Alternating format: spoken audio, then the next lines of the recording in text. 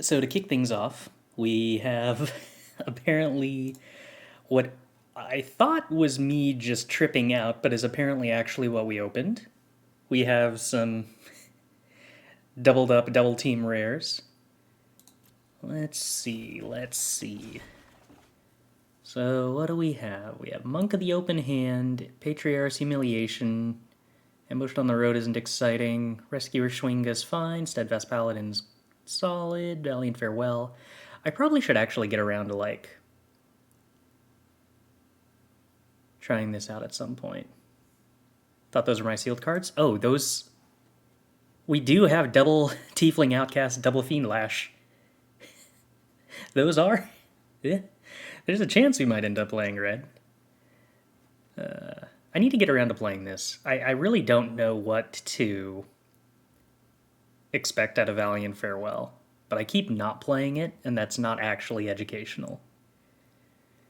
Here's something on the watch. Continues to be, I'm pretty sure, stellar. Minimus Containment times 2. I haven't been disappointed by this card, which I suppose means that it's probably good. Like, my brain says that this is bad because I don't like ramping my opponent, but, I've yet to actually feel punished for playing this, which I think just mostly makes it a removal spell that, can actually hit a Planeswalker or something. You're confronted by robbers. This, I'm pretty sure, is actually solid to great, but we haven't actually had it yet, so we shall see. I'm very tempted to play white just to get the experience of playing that. And Devoted Paladin, which is fine. And assuming that we're in red for Tiefling Outcasts, and I haven't actually read Fiend Lash yet, but assuming we do wind up in red, Devoted Paladin works pretty well with the double team stuff in red, and presumably so does You're Confronted by Robbers. So that could be cool. Then in blue, we have the Looter that's fine. Oh, this. I keep forgetting this costs 1 to activate. That really makes it a lot less good than I'm expecting, but probably still fine. Double Ray of Frost. Ray of Frost is probably somewhat close to premium removal because of the flexibility, but I haven't really gotten around to actually playing blue yet. Shocking Grasp, probably fine. Undersimplify, Coming to River, Blur, Charm Sleep, good. Kenku Artificer. This, I think we determined, mostly looked like it was going to have its power level determined by how many treasures you were reliably making. Or possibly also by how many... Lantern Revealing isn't really the kind of non-creature artifact that I would want to animate, but Prophetic Prism, I guess, would be another thing that really works with this. But I don't know if I should expect much out of this in Sealed. There's not a lot of creatures and spells that randomly make treasures to really enable this.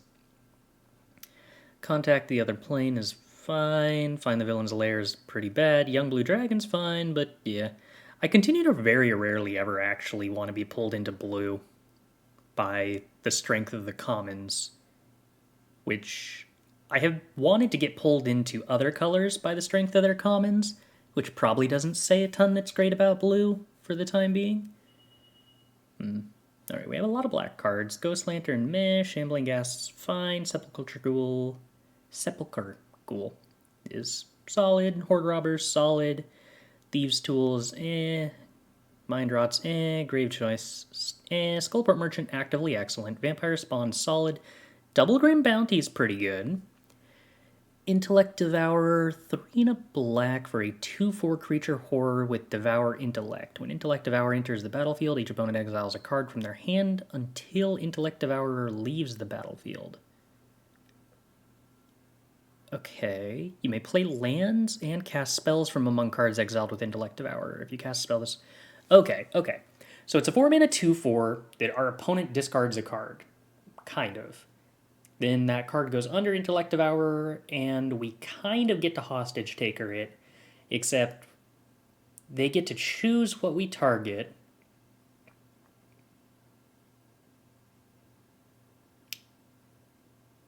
And they don't lose board state development. It's so weird that this gives them the card back. I feel like this card would still be only fine if it just never gave them the card back. Huh.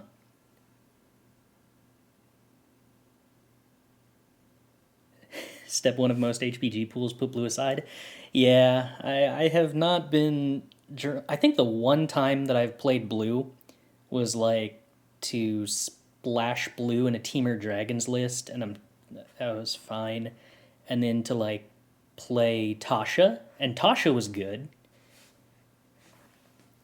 but yeah, yet to be like ever particularly impressed. And then we have Saravak, who's fine, Hook Horror, which is probably Baleful Beholder, which is So there is some solid depth to black with the Skullport Merchant, the Spawns, the Double Grim Bounties, the Saravak, the Intellect Devourer. That's okay, and then some early curve filler.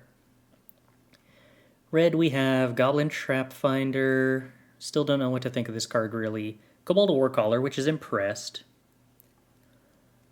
Double Tiefling Outcasts, which is a lot of synergy. So other demons, devils, imps, and tieflings get +1/+0.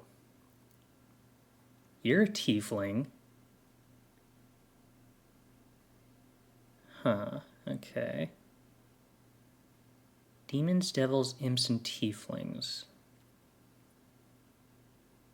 Not you. So that one tiefling.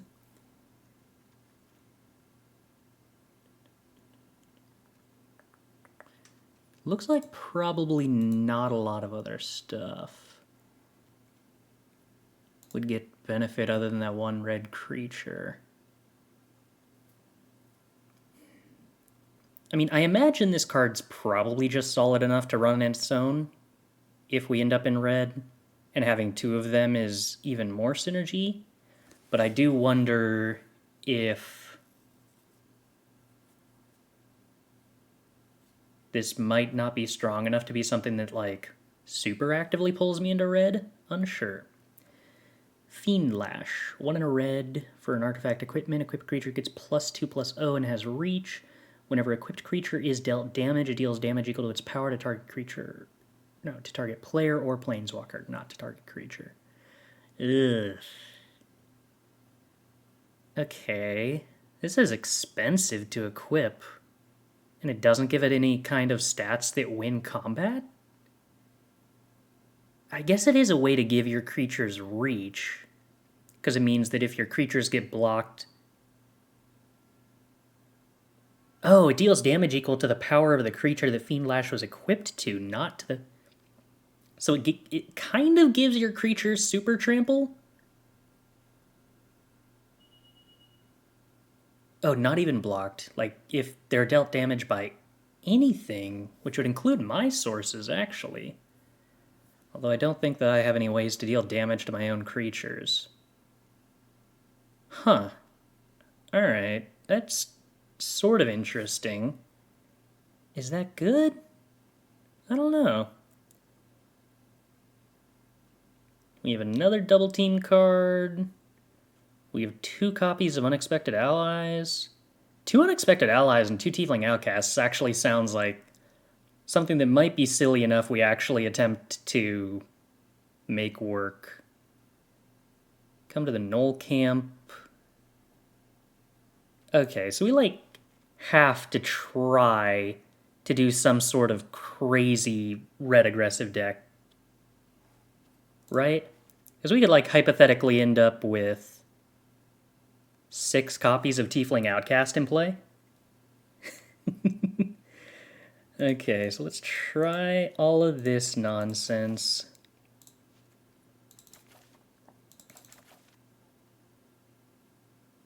Is 2-handed axe something? I don't know.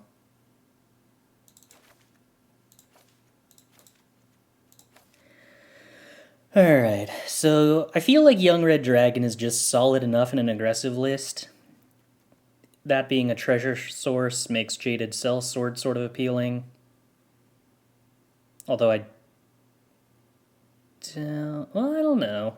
We don't have a lot of 2-drop creatures just yet, but getting to go Treasure on 2 into Jaded Sellsword on 3 is probably fine-ish.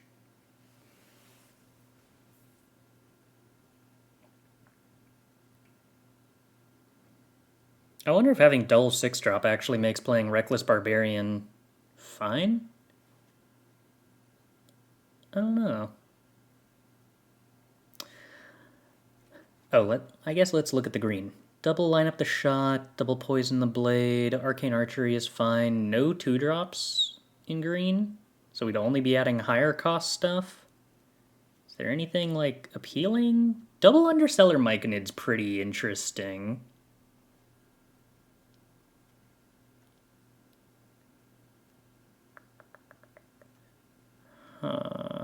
Draconic Muralists is fine. Meet in a Tavern is fine.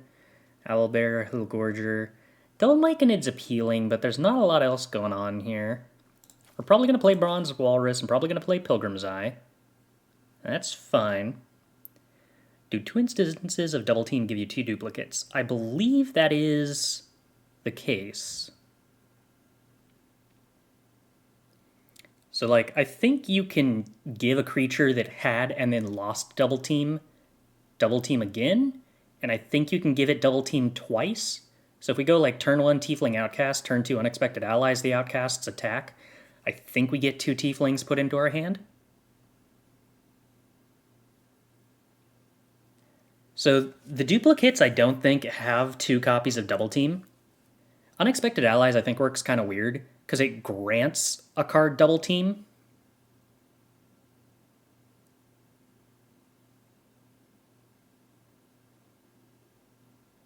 Oh, wait, what happens if you Unexpected Allies a creature that does already have Double Team? I'm guessing the Unexpected Allies instance of Double Team still loses the original copy of Double Team, even though the Unexpected Allies Double Team trigger, the Double Team that it's removing is a different trigger. I'm going to assume that it still just works the simple way. Do we have black removal? So we have Double Grim Bounty, which is appealing. White has Patriarch's Humiliation and more 2-drops. Because we are actually fairly light on 2-drops in the sense that we have 1 2-drop, but we also have 4 1-drops, so it could be worse.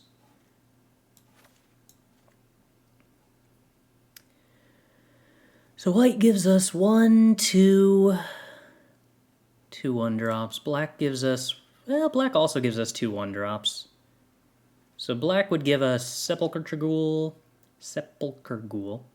Horde Robber, Skullport, Vampire Spawn, Double Grim Bounty, maybe Intellect Devourer, definitely Saravok, and that'd probably be it.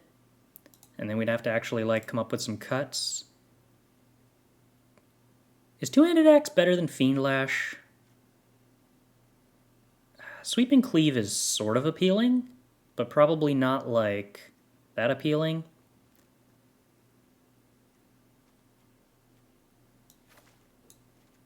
I kind of feel like Intellect Devourer is not a card that's actually good. The Boros archetype in this is basically built around Double Team and cards that synergize with other copies of themselves that have the same name. But at least in Sealed, it's not really a theme that comes up often. As far as like intended archetypes go, we've had black-white blink stuff actually come up, and we've had red-white Double Team not necessarily come up. Most of the themes are so deeply synergistic, or so deeply require synergies, that they don't really seem to spawn in Limited, or in Sealed. Retrieve socks. Okay. We can go do that. Be right back.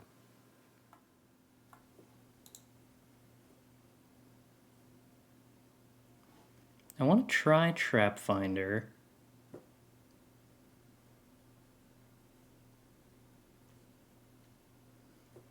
I guess let's cut Sellsword.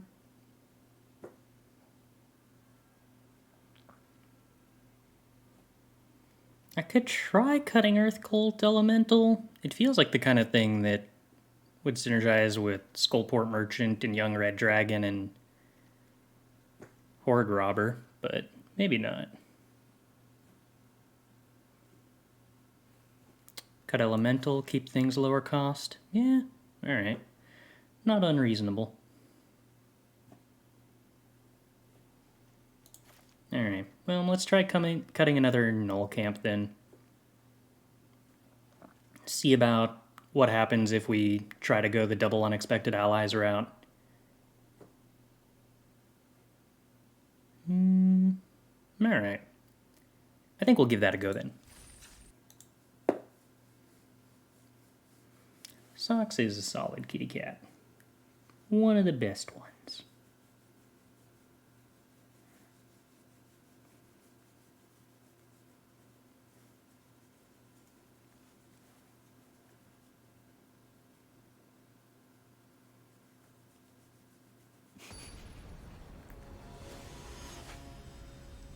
Something about being on camera makes him stare into my eyes in a way that he does not usually do.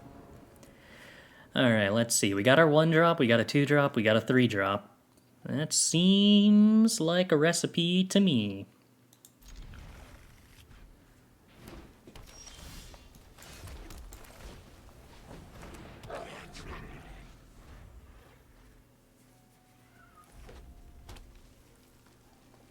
Ooh, we're not even gonna kill the Trap Finder?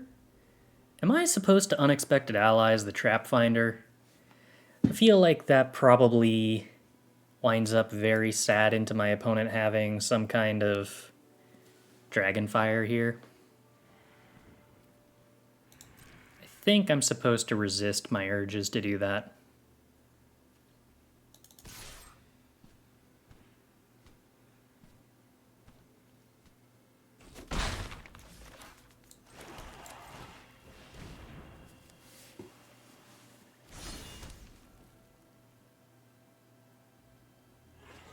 This Fiend Lash is so expensive to equip, goodness gracious.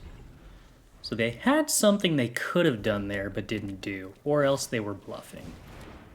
Swashbuckler, 2/2 that makes a treasure, sure.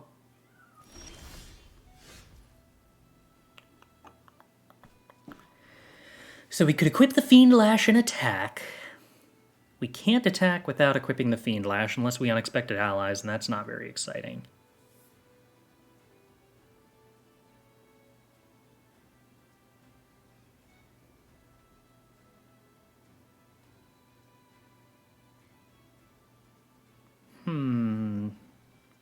Is it as simple as just play the Skullport Merchant?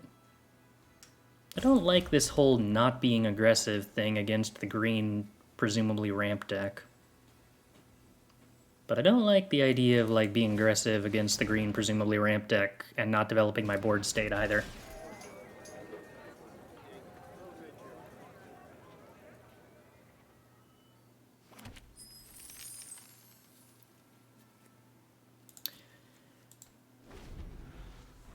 Using all of my mana to equip a Goblin Trap Finder with a weapon feels like the kind of thing that would... Does this have trample? No. Okay. Feels like the kind of thing that would result in me falling pretty far behind on board state pretty quick.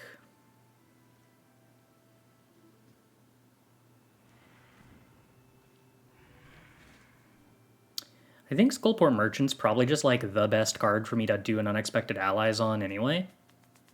So I don't think that I'm supposed to block with Trap Finder just for the sake of getting a creature that I can play and then Unexpected Allies and attack with all in the same turn.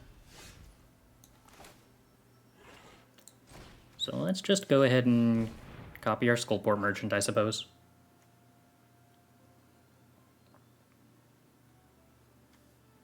I'm really not going to have good answers to this Cardoom, which is a bit of a disappointment.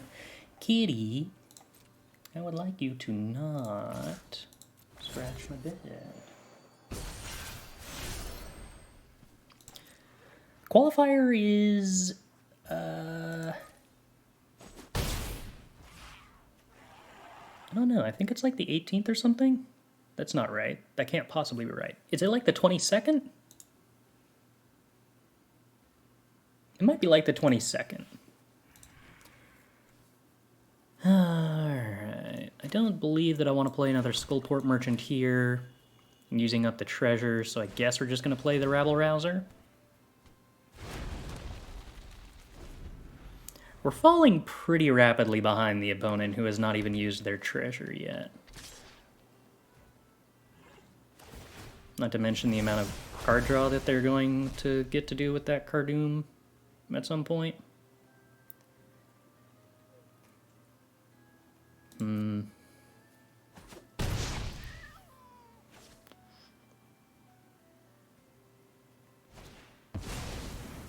Yeah. Alright, low roll if you don't mind? No. Alright, what are we sacking? Probably the Trap Finder? Unless I really want to sack the treasure. I do kind of value getting a chump block out of the Trap Finder, I think. How am I going to handle a 6/6?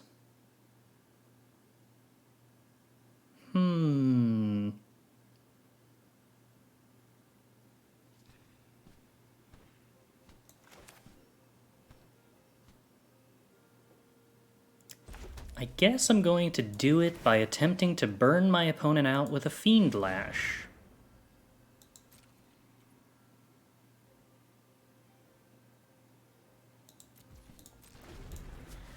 So my line of thought here is by doing this, I stop them from attacking with Cardoom, because they don't want to attack with Cardoom into the Goblin Trap Finder.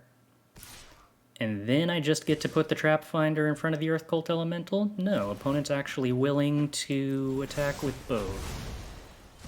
Okay.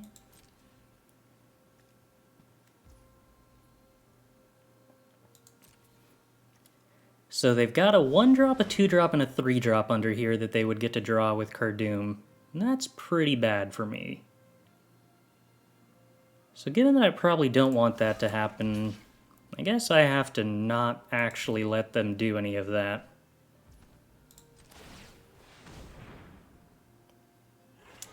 It was kind of a total waste to equip them since they're actually willing to attack.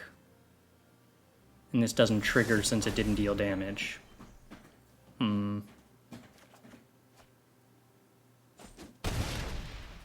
Gut's interesting, but not...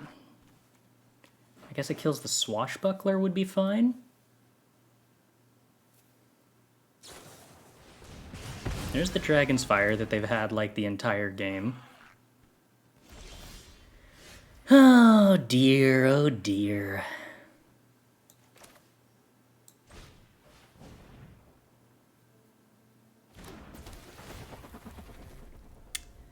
How do we make this work? I have more or less been on the back foot the whole game.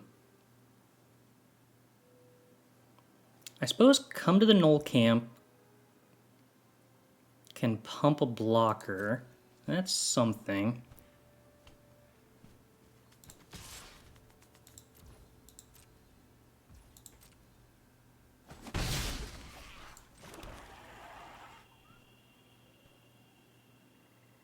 Do I want to play the Skullport Merchant and get the treasure?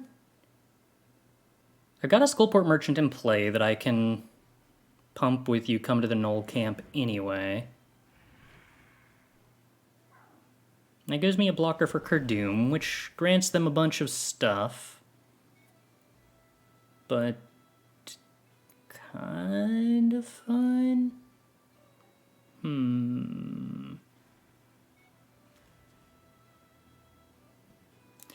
I think I really want to get this 2-life drain more than I want that treasure that I don't see a use for next turn.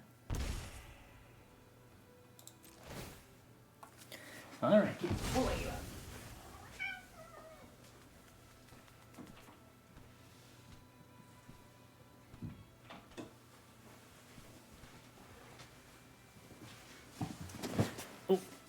Oh, I'm sure I'm not representing anything here.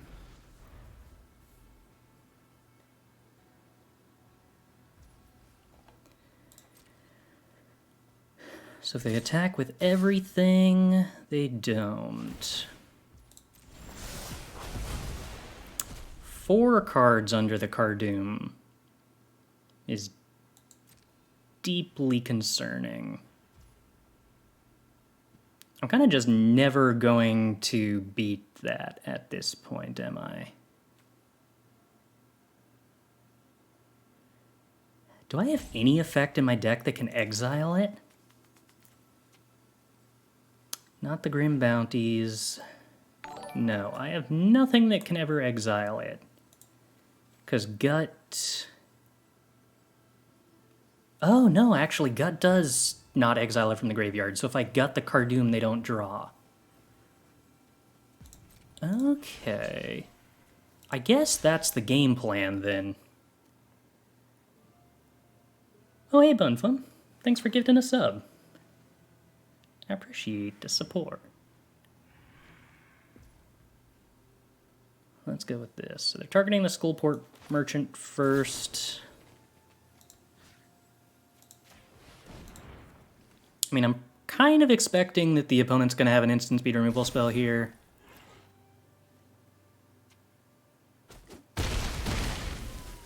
No? Okay.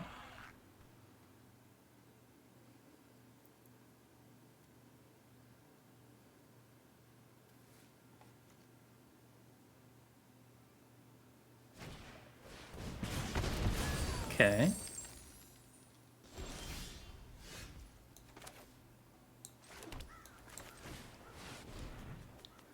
It's definitely pretty weird that I have to sack my Gut here, but... Oh, I didn't realize Gut could make any combination of cards fight. I thought that it had to be the card that fought. Oh, that's even better than I thought it was. So we're taking 4 damage here, going down to 2, which kind of is scary. A little.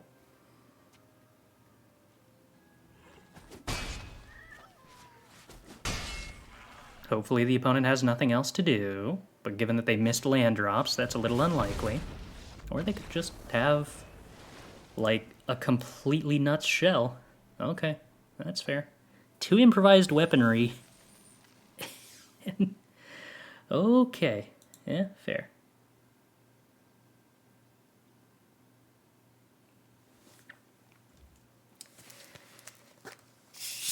Yowzers.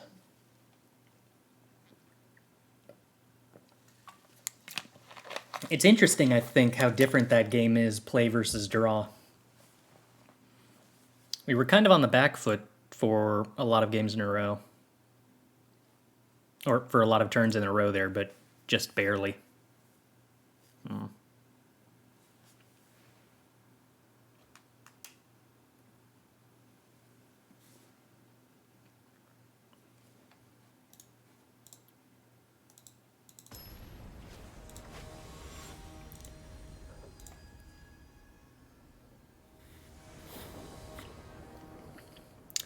Okay.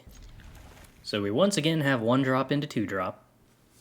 But this time around, Horde Robber is like an actual 2-drop and not a Fiend Lash that did literally nothing.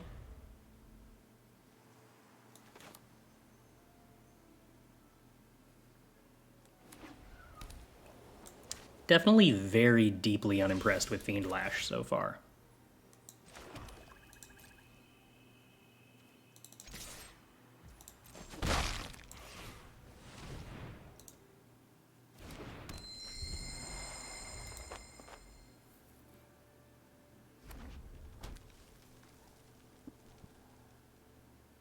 What do we got, opponent? Do you have a way to block my Horde Robber, or do I get to do disgusting things? We have a way to trade with Horde Robber. Okay. Do I want to trade my Horde Robber with the Flame Fist Dust Guard? I'm going to assume that I probably want to do that. I'm going to assume that I probably want to do that. I'm going to assume the opponent really did not want to take that, but okay, I'll take it.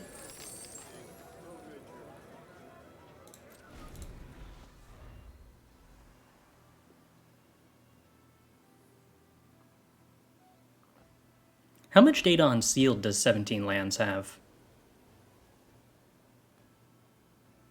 I'm very curious about that.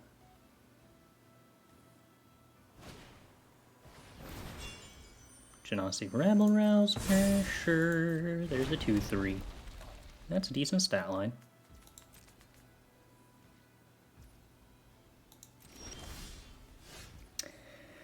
Okay, how do we swing this?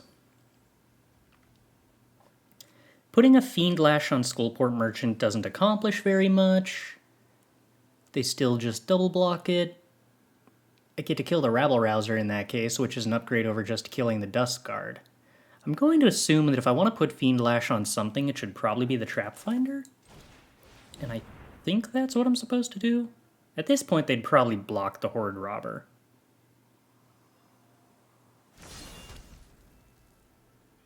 And trade with the Dust Guard. Which I don't really want. Will the qualifier be best of 1 or best of 3? I don't know. Oh, they have Patriarch's Humiliation? That really punishes me for putting it on the Trap Finder.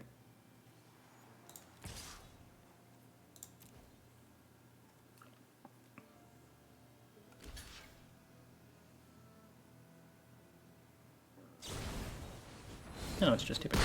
Okay. Well, that's way better than me having put it on the Horde Robber, especially since we still actually get to do our 3 damage. Bronze Walrus, you are not the world's greatest card to have be sacrificed immediately, but I guess this now filters colors of mana for us. Also 1 mana hasty 2/2 scry 2. Could be worse. Okay, Skullport Merchant is gone. Fine.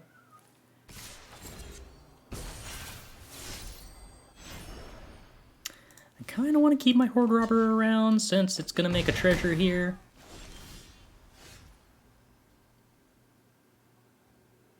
Do we equip the Fiend Lash?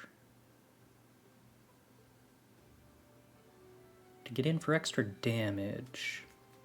I think we equip the Fiend Lash to get in for extra damage here. Now if the opponent does block, they still take the 3 damage. They deny us a treasure, but they just sack Soldier of the Watch to deny us a treasure, and then we like still get to play Pilgrim's Eye, so we're still using our turn effectively. If they don't do that, then let's see. Do I play the Pilgrim's Eye to have a good block, or do I play the Young Dragon to have a better attack? My opponent's life total's a lot lower than mine at the moment, so I think I'm supposed to go on the aggressive. Especially when I've got Fiend Lash sitting around to start giving my creatures pseudo-unblockable.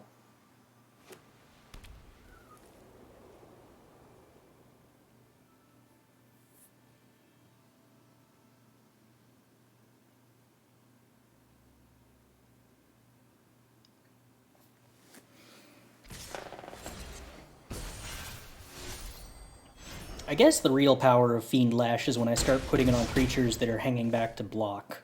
But that's kind of late in the game, isn't it?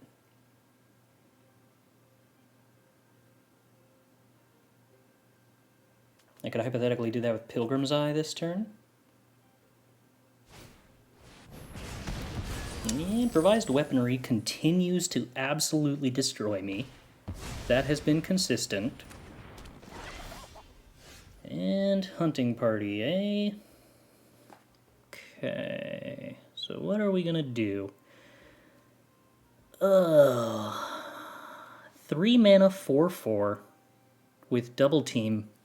That's kind of absurd. It also occasionally has first strike. Like, that's a relatively brutal bomb. What am I supposed to do with this Walrus? Like, 1 mana scry 2. Does nothing. I guess I could play it and then use its mana for Gut next turn. And then have the Walrus fight?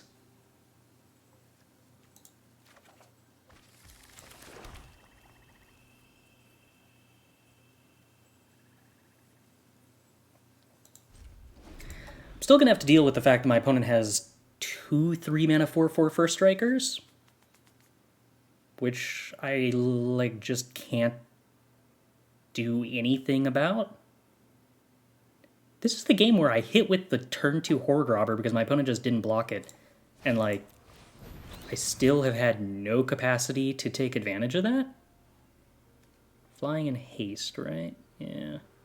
Okay. I can't imagine the opponent wants to equip that rather than just playing their other null party.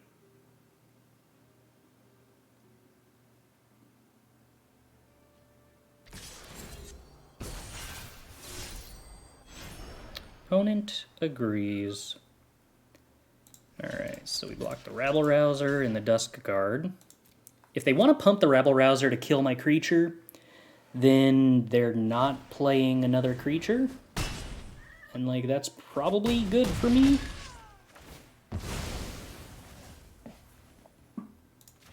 Not, like, good in a traditional sense, but, like, good in sort of a sense.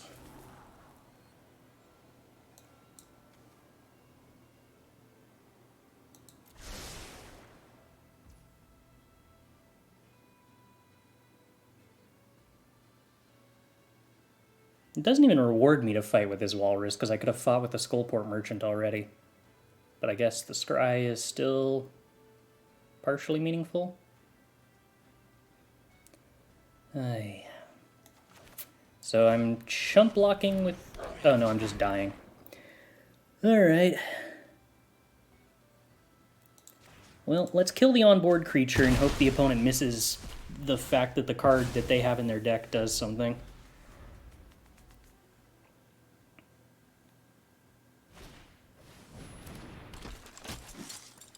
Doesn't look like they've missed that the card they have in their deck does something. Okay.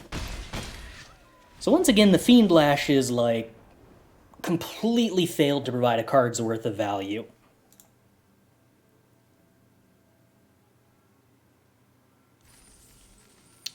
Okay.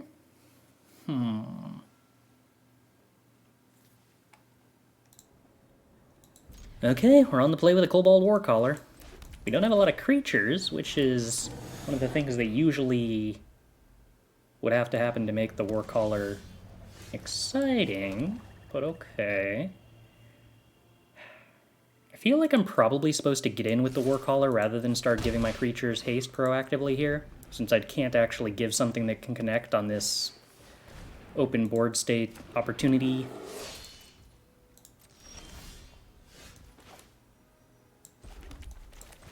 So, I can give the Servok haste. That's something. And the way this sequenced out where I couldn't have actually attacked with the Skullport Merchant anyway kind of rewards me for having attacked with the Warcaller last turn. Because the Skullport having haste would have been meaningless. Do I have a favorite color in this format? I mean, in Sealed, I don't know that you really get to have a preference for colors, but white and red so far seem to have been the colors that I've ended up in the most often. But that's a pretty small sample size.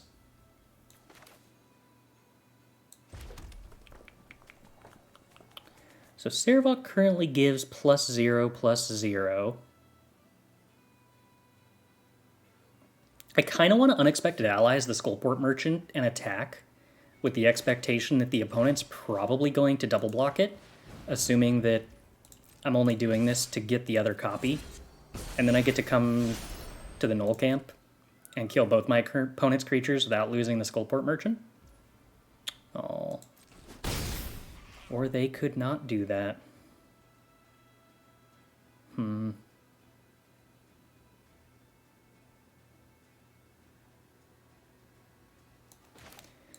Alright, well, guess we're just playing the other Skullport Merchant then.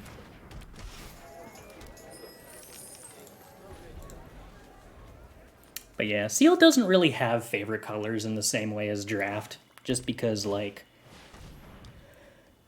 the best color is the color that's open on a given day. Or rather, opened in a given pool. Ooh, I do like Red Dragon. Especially when it's got haste. Alright, Skamos. You shall be ignored for the turn being. That bear has reach. That kind of sucks. I kind of forgot about that. Still, I think that I'd rather trade with that Wilson than allow them to specialize it. Okay, opponent thinks that they want to specialize it so badly that they shouldn't even block. Or they forgot their bear has reach.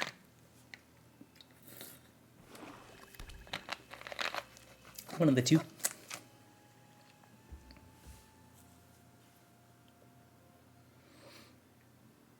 Trading the young dragon off would also make the Sarevok slightly stronger.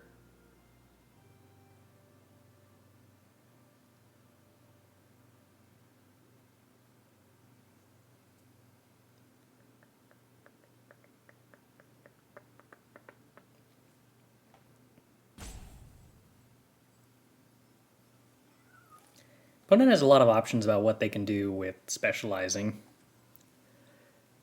It's going to become kind of scary kind of fast, but hopefully we get to kind of blow that out of the water tempo-wise by Grim Bountying it.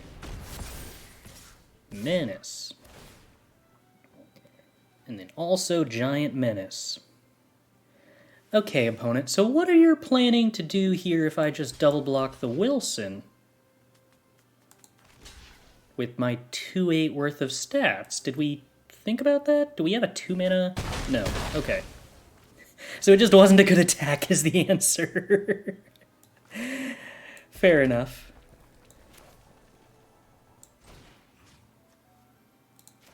Alright, I would like to kill that very big, very scary thing now. Thank you. Cool.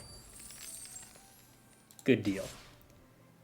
I think I'm probably supposed to try to kill this walrus.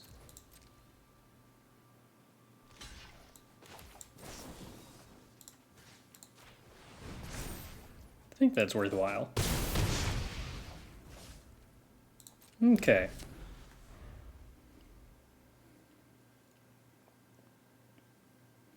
Now we got a hasty Sarevok that, like, actually does stuff and things. Opponent's just gonna draw 2.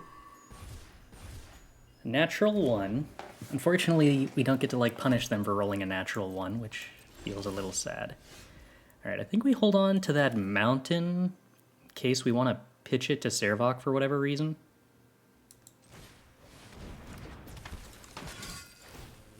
Let's go ahead and bump the Kobold, spread our damage. Put the opponent to 1.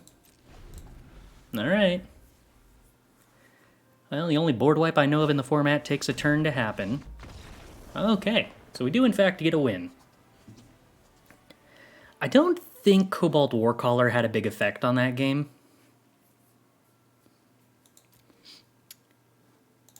If anything, the opponent's hand seemed kind of slow, or at least they played it slowly.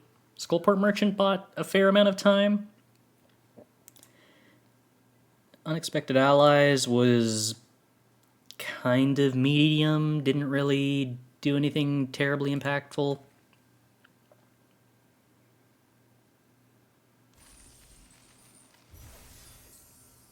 There's a board wipe, a double white board wipe for each player. Okay. I gotta go through and actually, like, read the rest of the rares and mythics at some point.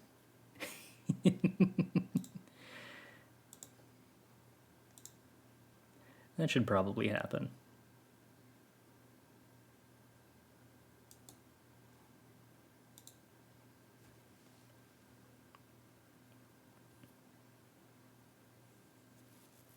Did I remember to put Frayed Rope in this deck? Hold on.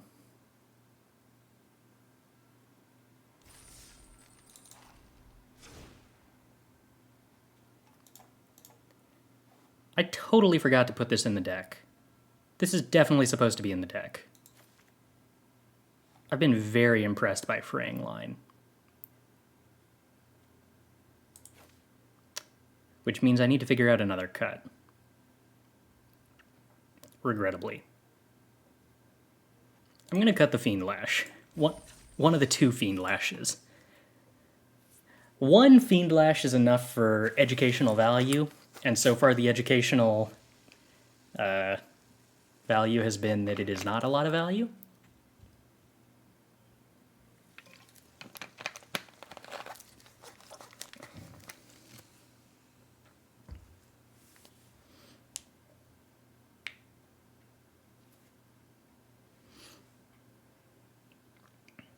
Fraying Line, weirdly enough, has like more than anything else reminded me of playing Tangle Wire, which is a card that I think gets severely underrated fairly often.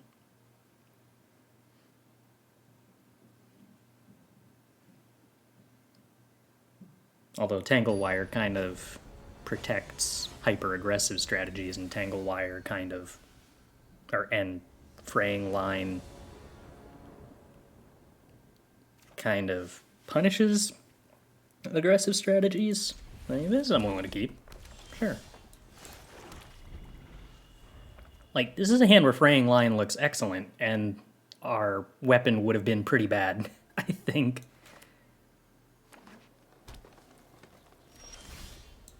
Okay, well, two Fiend Lashes would have been awful, so thank goodness we made that change.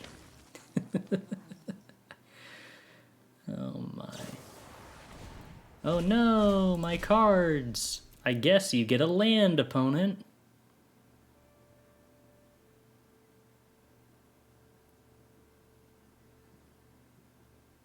They can get the 1-drop if they want. Nope. They get a gate? Okay. Getting a gate's actually value-ish.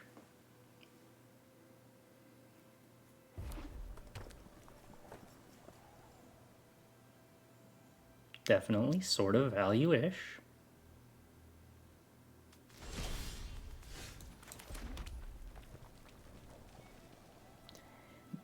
I guess I'm probably supposed to play the Kobold Warcaller before attacking. Since that means that if they have some kind of flash blocker, I can sack it to the ghoul. I kind of want to play the Fiend Lash instead of making the treasure, because if I make the treasure, I can't give the dragon haste next turn. And I kind of just want to play the dragon with haste next turn more than I want a treasure.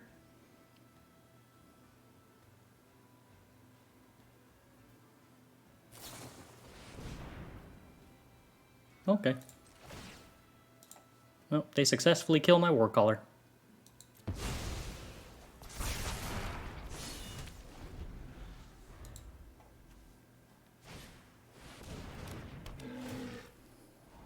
That means I don't get to give my dragon haste.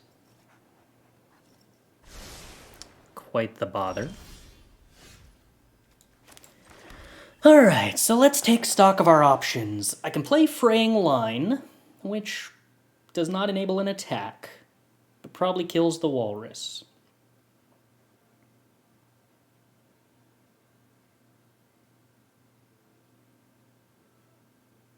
Before they can use the mana either.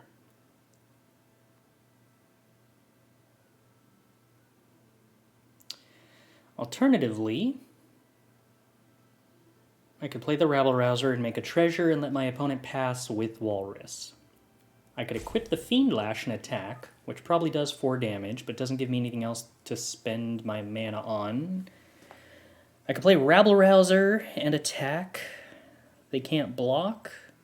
I guess that's probably the best. It's not inspiring, but it's probably the best.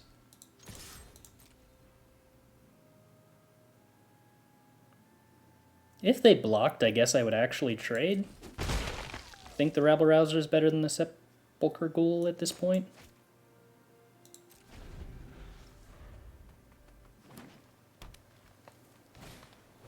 Prosperous Innkeeper, sure. Hobgoblin Captain, sure.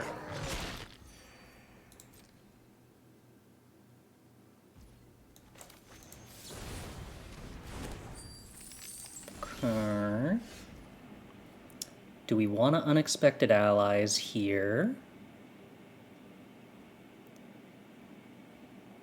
It gives us a lot of Rabble-Rousers, which is pretty cool. But still just results in the rabble-rouser trading with the hobgoblin captain, which is less cool. So I think the answer to that's probably no. Although unexpected allies and equip Fiend Lash to rabble-rouser is kind of cute. Does 5 damage to the opponent and trades with hobgoblin captain. But then we don't even get to play the rabble-rousers post-combat, which is... meh. I could unexpected allies the rabble-rouser, attack, play 2 rabble-rousers? Is that even good? I don't think that's even good.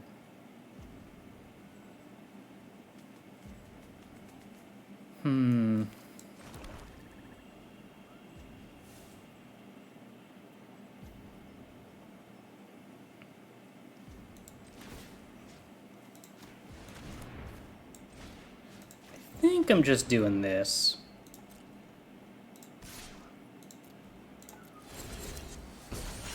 Getting the Genasi squad in hand, dealing 5 damage to the opponent. Probably killing a hobgoblin captain. This also kind of sets us up the best to play the fraying line on a future turn. No, neither in hand has double team.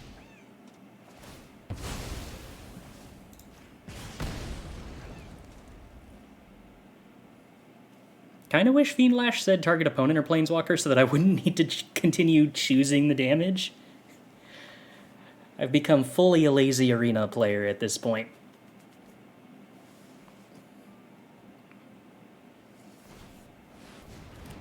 3/4? That's so big. Oh, hey, we finally drew one of our 2 Tiefling outcasts. Look at that. So if I play Fraying Line here, my opponent spends 2 mana, saves Thrakkus, and then I exile the rest of their board. Are we okay with that? Would require me to not really play anything else. As an alternative, I can play both rabble-rousers. I guess that's fine.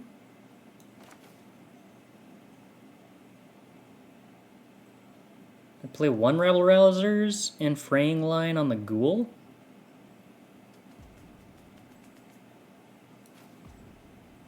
Yeah.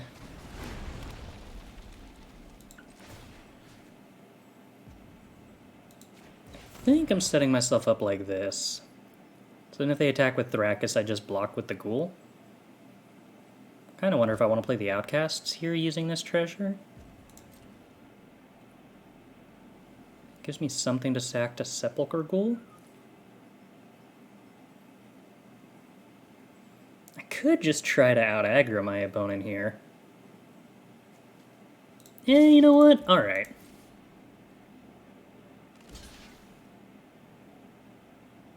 I don't think this block works super well for them. So if I sack the Genasi, it just results in me killing the Innkeeper, which isn't really appealing. I think I just want to kill the Thrakkus and deal 4 to my opponent.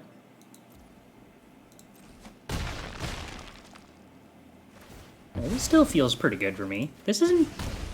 That's not a bad showing for the Fiend Lash, to be entirely honest. Yeah, it also does burn for 2 to put the... to sack the Genasi, but I think having something to equip the Fiend Lash 2 is probably more valuable.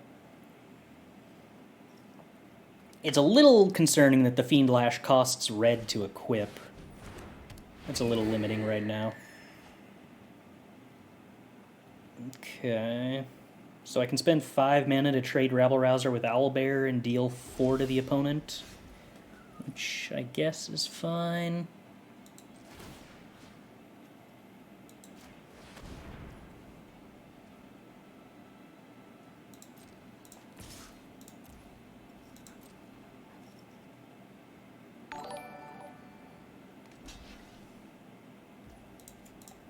Kind of slowly burning them out with Fiend Lash here.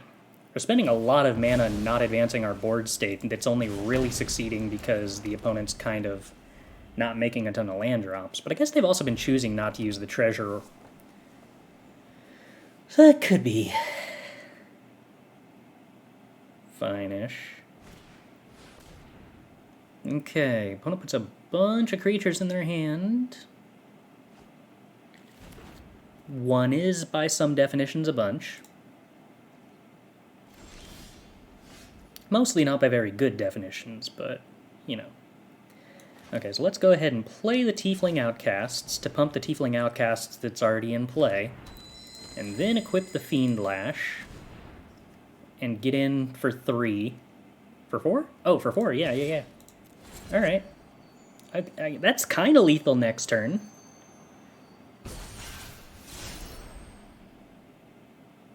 I feel like they shouldn't even block. I guess blocking makes me lose the 3 mana worth of having Fiend Lash equipped, but like now they're losing their life gain and I'm still super trampling for 4?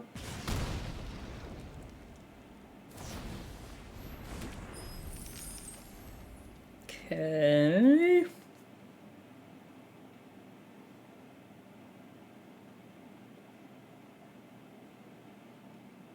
That's true. Also gets rid of the Lord effect. So our opponent needs to gain life or remove the Outcast before we equip Fiend Lash, or remove the Outcast after we equip Fiend Lash with a way that exiles it?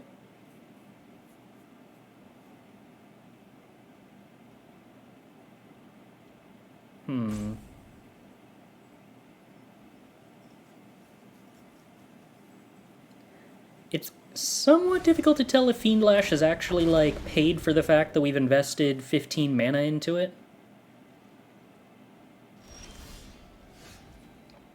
I mean, it probably has. Okay, so they have to remove that at instant speed. So now they have to have a way to remove it that doesn't deal damage. Or I guess they could gain life? Oh, I should have played the Outcast in case they have, like, an instant speed. Yeah, that does not work. Fiend Lash still triggers because that is damage-based removal. Okay, so they could have done that in response to the equip, and then I would have had to wait one more turn. So had they played that perfectly, we did not have lethal that turn, but I still would have been playing another threat for lethal next turn. I guess that was fine for Fiend Lash. Not stellar, but fine. Okay, well, 2-drop creature. Sounds like a plan.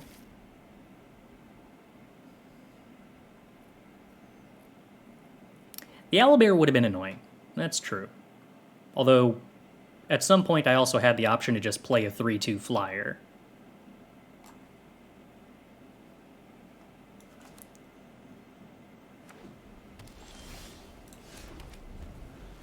That we never ended up taking because we were equipping things instead.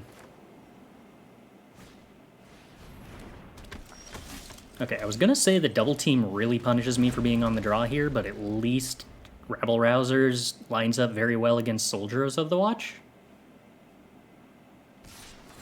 Okay. I would like to block your 2-1 and see what happens. Yeah.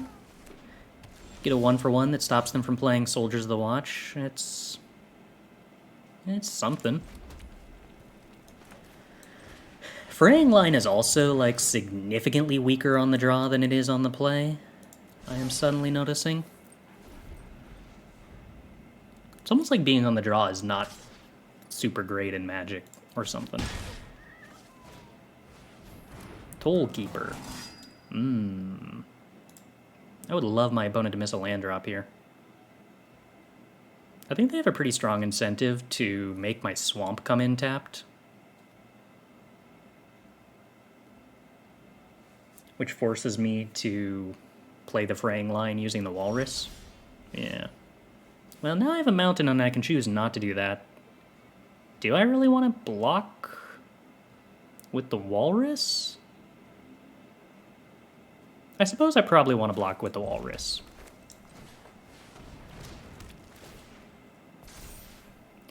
I'm envisioning that my opponent probably pays for the line.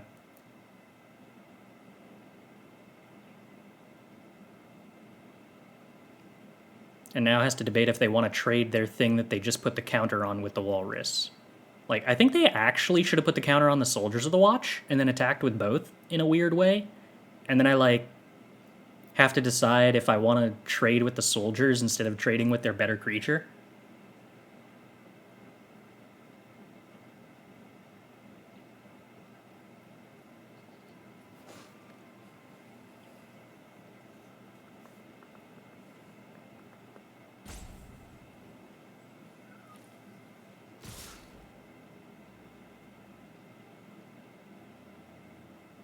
Yeah, I mean, pretty sure I'm just supposed to do this. I could pay 2 mana to have them sack Fraying Line on their turn and kill the Soldiers of the Watch. So I might as well not spend 2 mana. Not spending 2 mana sounds better. Ooh, punished. Oh dear, I want to play the Kobold Warcaller this turn. That's no fair. I could play the land and the Warcaller this turn, and then just not spend my mana efficiently. But when my opponent's missing land drops, I think I'm just supposed to spend my mana efficiently. Which of y'all is better? It's probably better to play the Red Dragon, since Servok sort of has haste, and if they have a removal spell, I'd rather they hit the dragon than the Servok here.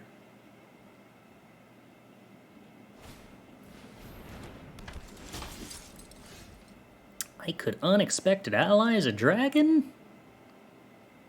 That's actually pretty entertaining, to be entirely honest. I kind of think that's what we're going to do. Let's make a dragon.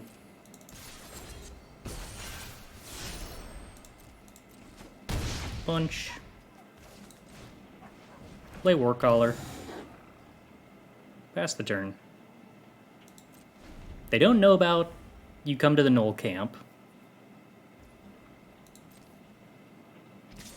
I'm probably going to hold on to Warcaller. I think taking 2 is worth giving creatures haste in the future. To that extent, I think I'm also not supposed to make the treasure. Yeah, as far as I know, Unexpected Allies doesn't have any bit of text that ends up removing the legendary. So, like, it gives you a duplicate Servok, which is pretty powerful.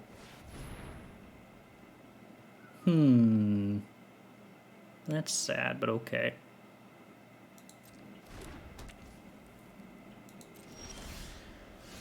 Oh, Tiefling Outcasts, you're certainly interesting.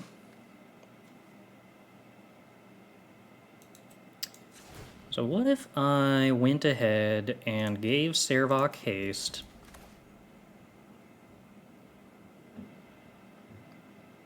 And played Servok.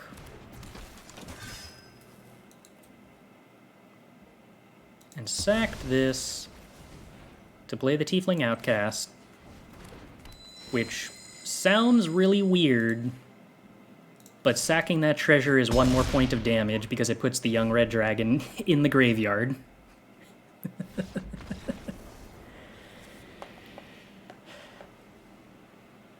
Yeah, okay, so we could copy... That's true, the legend rule doesn't apply to specialize, so we could copy before the specialization, and then double team, and then specialize, and then play the double teamed. That is true. That is true. Okay, well, 1-drop, 2-drop. Unexpected Allies, multiple 2-drops. So this is kind of like having a 3-drop and 4-drop and whatever kind of nonsense you can imagine. Oh, and we're on the play. Delightful.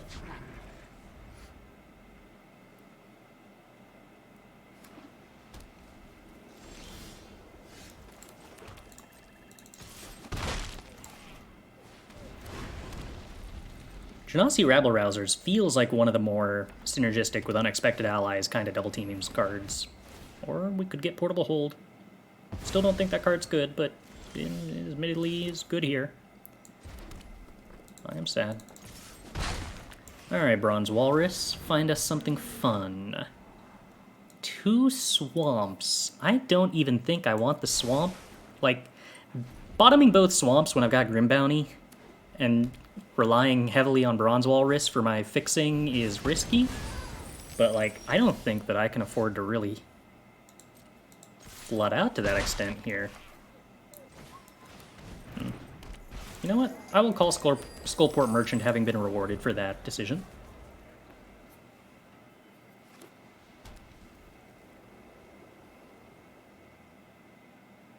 Skullport Merchant sacking Goblin Track Finder is a synergy. That's kind of neat.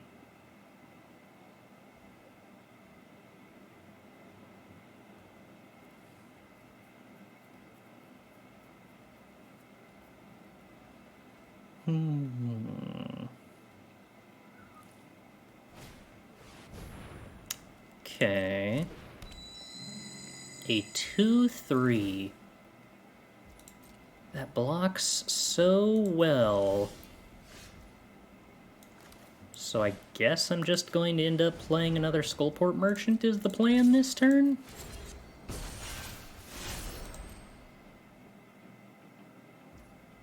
I don't feel like this is what what Unexpected Allies is supposed to be about doing, but I guess it works?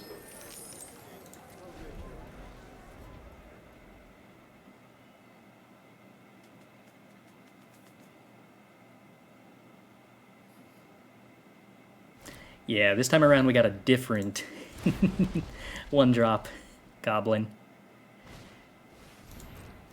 Alright, Soldiers of the Watch is not that scary with our Skullport Merchant piles.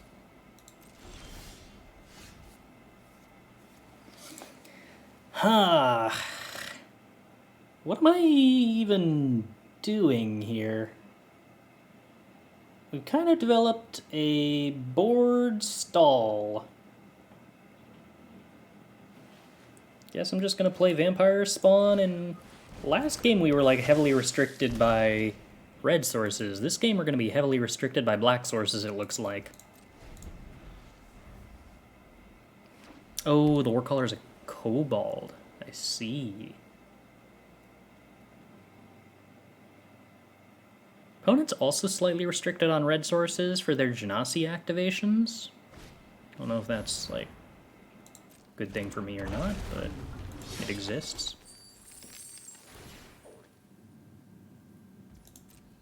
Okay, so they can pump that up to 4 if they want.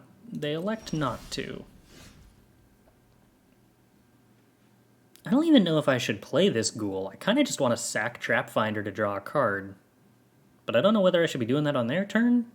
It probably doesn't matter. What if I draw a swamp? Oh, Pilgrim's Eye is kind of like drawing a swamp. Ooh, Gut's kind of like drawing a very, very good swamp. Oh, this synergy is so disgusting. I get Pilgrim Eye gets a swamp, and I use the swamp to sack the Pilgrim's Eye. Oh, that's actually, like, kind of gross. Skullport Merchant makes this Goblin Trap Finder card quite a bit better.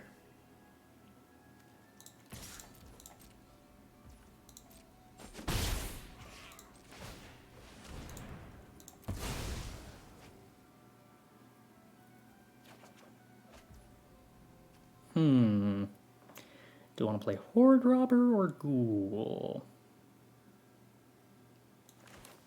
Probably the Ghoul. I'm guessing a 2/2 that threatens to become a 4/4 blocks better than a 1/3 here.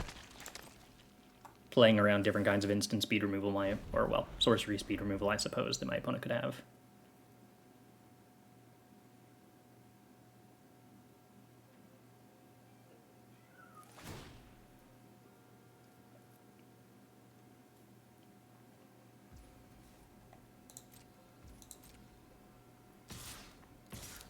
Treasures are cards, eh? Alright, opponent. You turn things into double strikers? Is that the game plan here? No? Really? Alright, call me curious. What's the game plan then? What are you gonna do if I block like so and like so?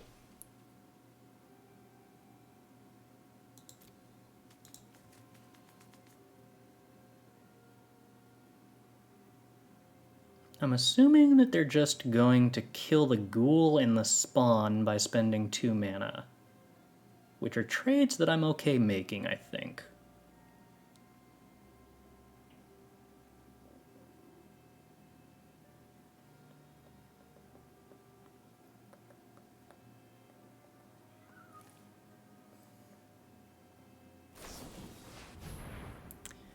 Rally maneuver. Alright, so you're a 2-5 and you're a 4-3. But you're a 4-3 with first strike. So I just sack the vampire spawn. And I lose my Skullport Merchant. So essentially this is still a 2 for 2, I think. I mean, I guess they gain 2 life, but otherwise it's a 2 for 2. Ooh, Battlecry Goblin's pretty scary. Between the Rabble Rouser and the Battlecry Goblins, my opponent has a definitely meaningful board state. But luckily, I can steal that. Oh, I can't steal that Battlecry Goblin because they can pump it in response. I could trade Sepulchre Ghoul with the Battlecry Goblin. If I fight with Gut, then they kill Gut with the pump, and that's not acceptable. I think I'm just supposed to sack the Ghoul to kill the Battlecry Goblin here, then.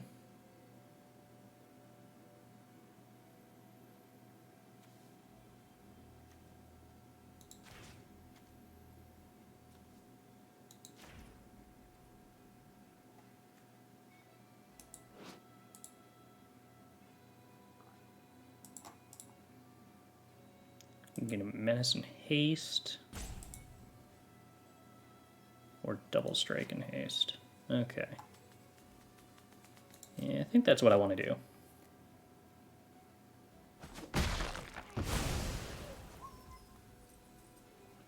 Then do we want to play the Horde Robber?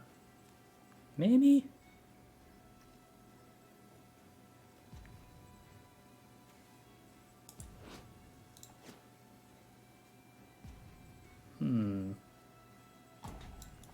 I think so. Maybe it's better to hold up the Skullport Merchant activation to sack the Gut on the off chance they find a removal spell for the Gut, but I think having the additional blocker is slightly more valuable. Huh. I think that's actually still fine, because, like, them playing the Rasad just means that I get another Gut activation now. Which is, like, actually pretty good for me.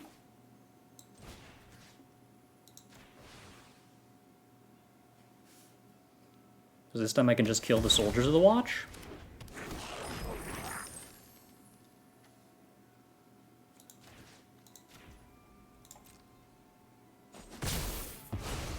Oh, I guess I actually could have killed a Rabble Rouser, which was, like, better than killing a Soldiers of the Watch.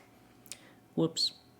Do I want to hold on to this Tiefling Outcast? No, because I can always just play the attack with the Tiefling Outcast next turn if I really wanted to discard it to Gut. Oh, and we pumped the Horde Robber. Alright, so that's actually just an upgrade. Sounds reasonable.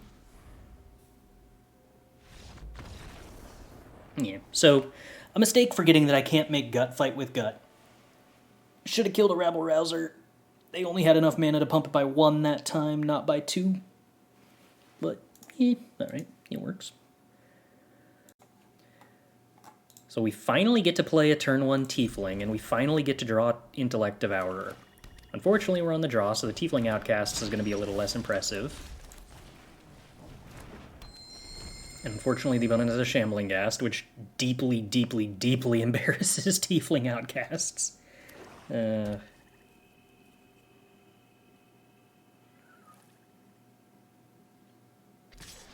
Really? Attacking with Shambling Ghast? Okay. I assume that means they have some blocker that just equally embarrasses Tiefling Outcasts twice over? No. Well, oh, okay. So they just get to kill the Outcasts. Oh, my opponent's constructed decking all over my face. That's not exciting.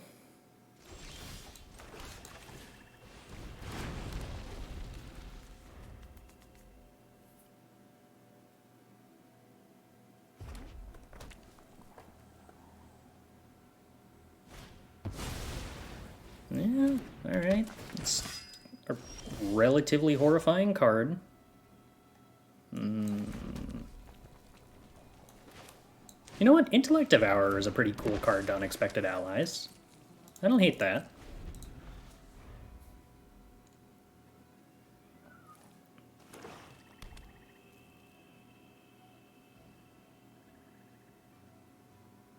So if the opponent attacks with Servok as things stand, with nothing else changing, I can double block to kill it.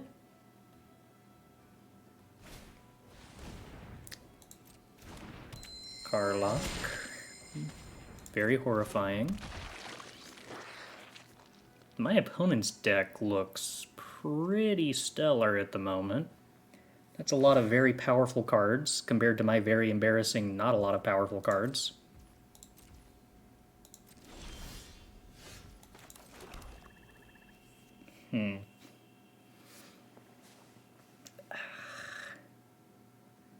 So I attack with Genasi Rebel Rouser. They don't actually have any good blocks. I don't think. I don't know whether I want to play Intellect Devourer this turn or not, but I'm going to assume the answer is that I don't want to. I think I'm supposed to attack with Rabble Rouser and not give them any good blocks.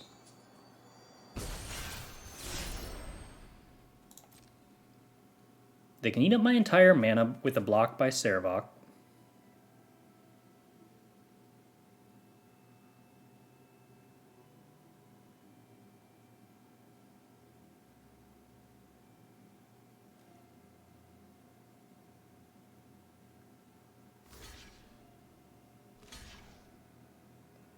I really don't know about this one. Okay. I mean, I could play this Rabble Rouser, or I could kill the Shambling Ghast. I kind of assume that if they made this block, they want me to kill the Shambling Ghast.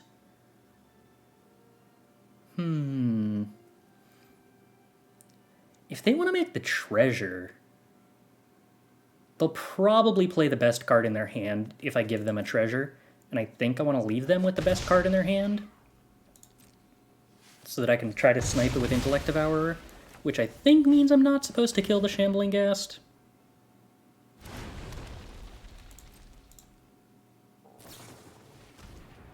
Okay.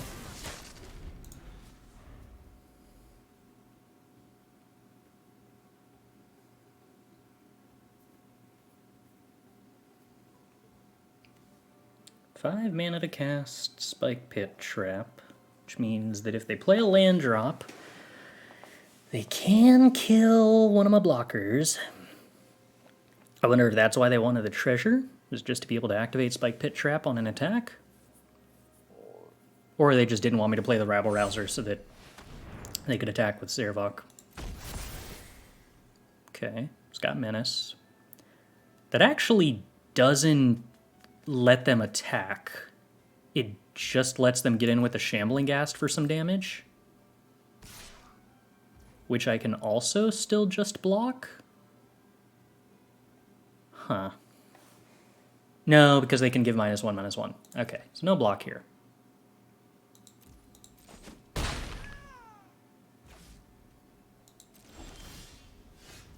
Ooh, Guts fun.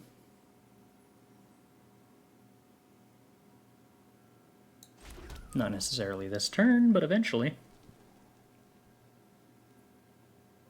Okay, well, I guess there's no way around playing Intellect Devourer this turn, so let's go ahead and attack with a Ghoul. They can't block it. Play Intellect Devourer. Oh, I shouldn't have played the land drop. I don't think that there's any way they could have a land drop here, but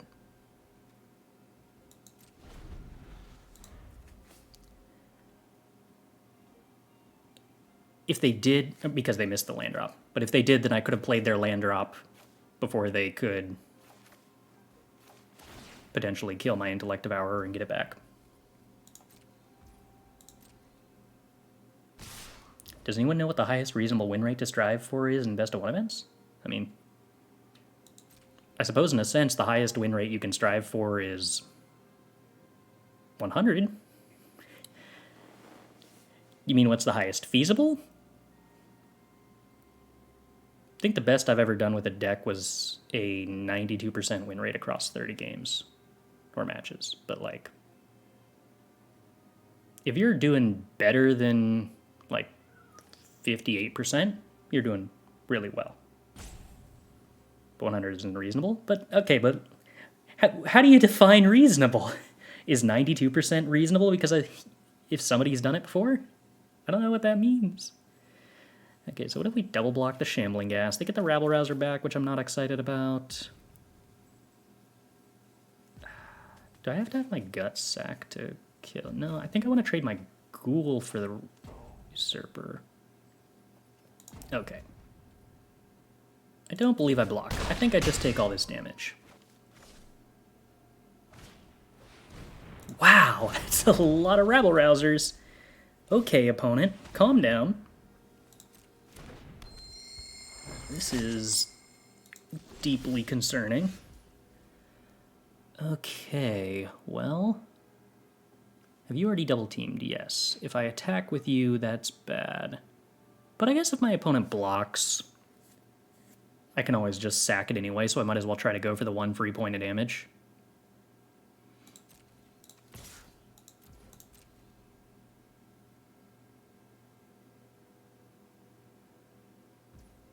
Yeah, see?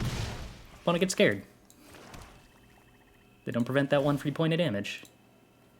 Alright. So we pump our Ghoul. We play Gut. Ghoul fights Servok. Rawr.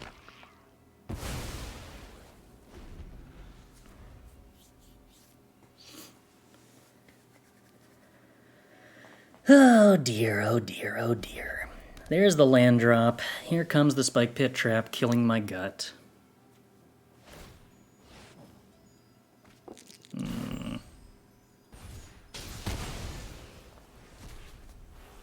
So they get to attack with everything.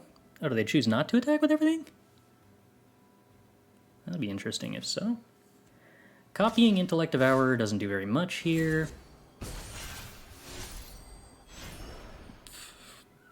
Letting them get a treasure with Shambling Gas sounds kind of awful. It's weird. I kind of want to block the Guildsworn Prowler so they draw a card, but then I lose my Intellect Devourer, which... Oh, no, they just put a card in their hand, actually. Okay. How do I handle Karlach if I give them a treasure? I guess the answer is by having chump blockers.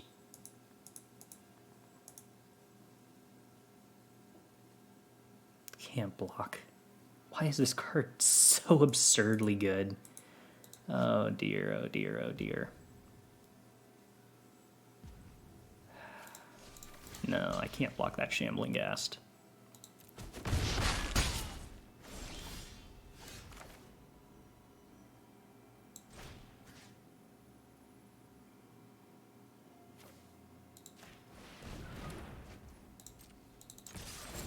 My life total is not in a good spot.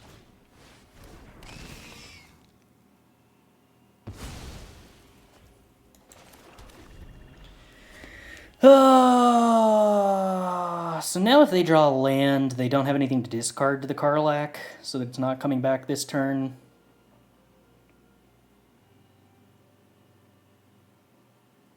I have to block the Genasi. Well, I could... No, I have to block the Genasi or I die. So we're going to 1.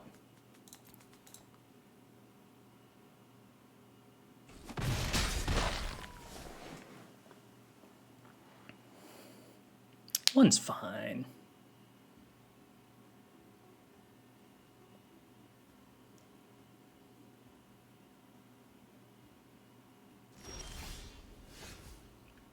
This is fine. No problems at all.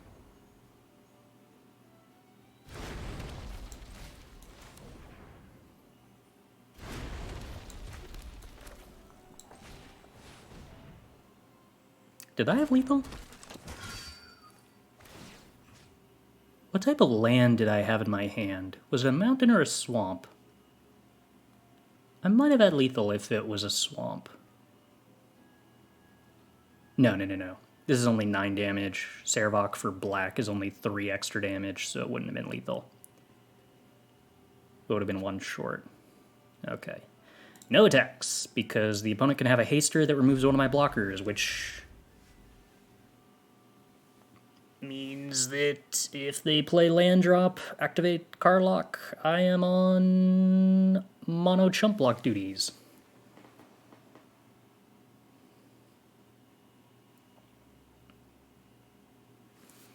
What does Red Sarvok do? Red Sarvok is menace, right? Not anything special? Yeah, okay.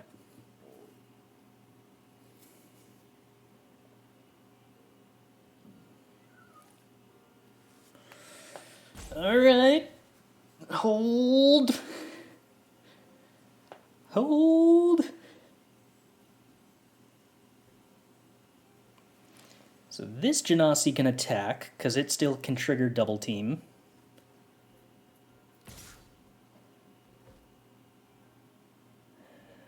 That definitely has to get blocked. I think I would rather block with Intellect Devourer than Rabble Rouser. I think.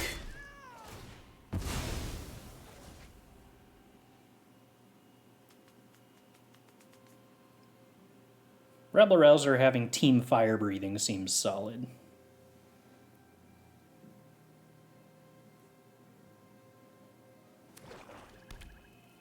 There's Karlak's activation. Ready to happen whenever. Ooh.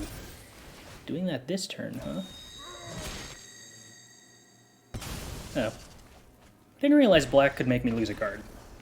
Or lose life. So, like, that card's just insanely busted. And I just had to hope they never drew a black card for the rest of the game.